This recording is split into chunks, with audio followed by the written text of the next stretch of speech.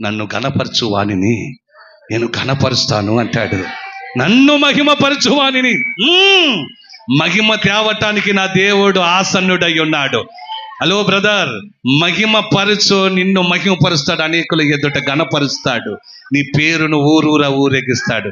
అందరికి తెలియని వారికి కూడా, అమ్మా తెలియని వారికి కూడా నీ పేరును పరిచయం చేస్తాడు నా దేవుడు. తెలిసేట్టుగా చేస్తాడు.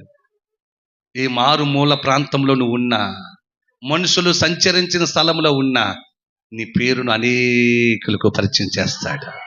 చేస్తాడా లేదా? ఆయన ఘనపరచడం ప్రారంభిస్తే చాలండి. జెమీమా ఎవరికి తెలియదు, క్రికెట్ ఆటగాళ్ళకు కూడా తెలియదు ఆ సహోదరి పేరు. కానీ ఈరోజు ప్రపంచం చెప్పుకుంటుంది. ఎందుకో తెలుసా? యేసయ్యను మహింపరిచింది అందరి ఎదుట, భయం లేకుండా అందరి ఎదుట ప్రకటించింది. కాబట్టే ఈరోజు ఆ సహోదరి పేరు ప్రపంచమంతా మారుమోగుతుంది. ధైర్యముగా చెప్పింది, యేసయ్యే నా ఈ గెలుపుకు కారకుడు అని. ఈరోజు జెమీమా అస్సలు తెలియదు ఎవరికి, మాకు కూడా తెలియదు.